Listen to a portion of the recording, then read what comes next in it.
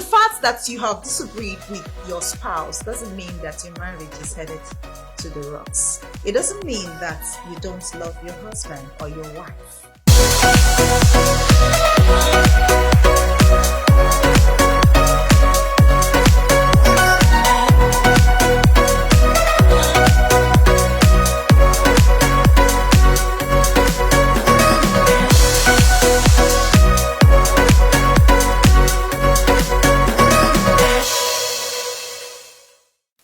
I'm so excited to be here with you one more time on Let's Talk with Pastor Flo. I remain your regular Pastor Florence Umelu from Recovery House Church, Aba.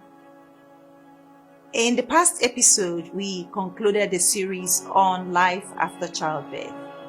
But today we are taking off on another series, very interesting series, family bonding.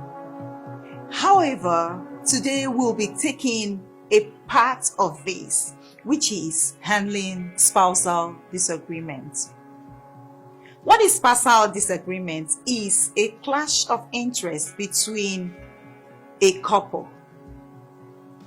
This person wants this and feels it's better for the family. The other person wants another thing, which he or she also feels is better for the family.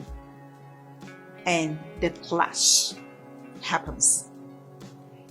I can also define spousal disagreement as the friction that takes off or comes up once in a while as a result of blending. The Bible says that two shall become one. Now, the process of becoming one can result to friction, which manifests in the form of spousal disagreement. The fact that you have disagreed with your spouse doesn't mean that your marriage is headed to the rocks. It doesn't mean that you don't love your husband or your wife. Because disagreements are part and parcel of life. We encounter them not just in our relationships at home, in the family, we encounter them even outside. So what happens? How do we handle disagreements when they come? Because the fact that we disagree is not a pointer that we've lost love. It's not a pointer that we do not love ourselves anymore. It's rather a part of the process. So what am I going to do when I notice that I'm disagreeing with my spouse? There is a whole lot of things you can do, but I'll be talking about 3 things that you can do. First of all is tell yourself that it's a normal thing. We can disagree to agree. Moreover, why we disagree is because both of us want the same thing in diverse ways. We want the betterment of the family. We want the betterment of the other spouse. But the process is what differs and what brings the clash. So tell yourself, I'm not exactly a bad person, because that's one thing the devil wants to make you feel. He wants you to believe that you are bad. He wants you to believe that your spouse is bad.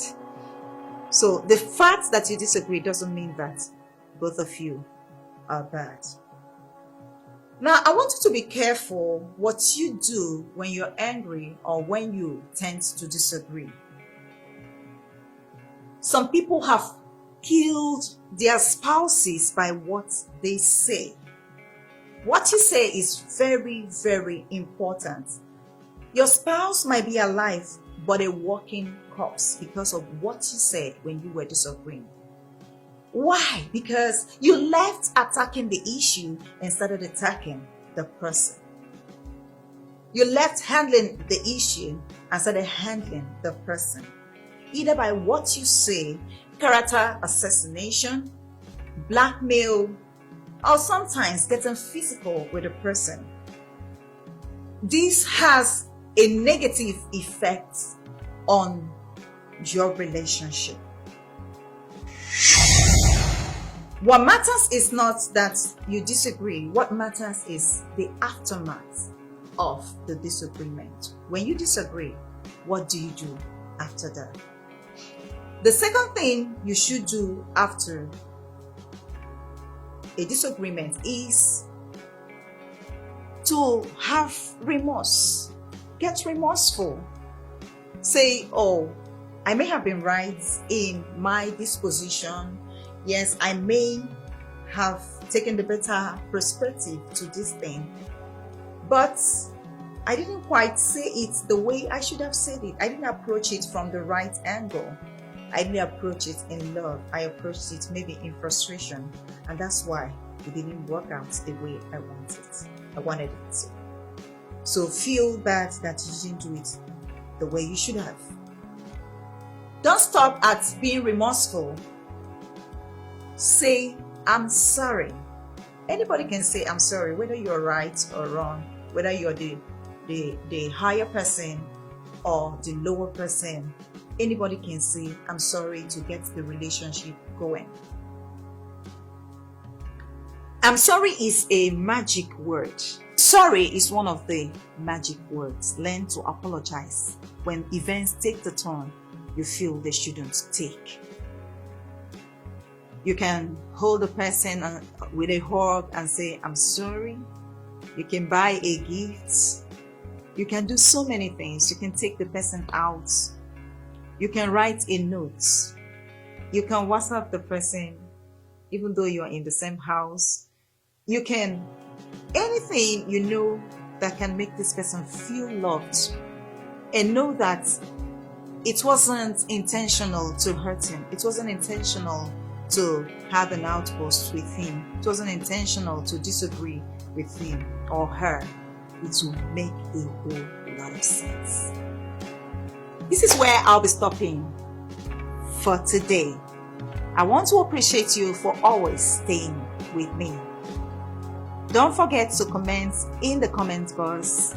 Don't forget to call or WhatsApp the number on the screen. I'll be ready and available to attend to whatever request or question you may have to ask.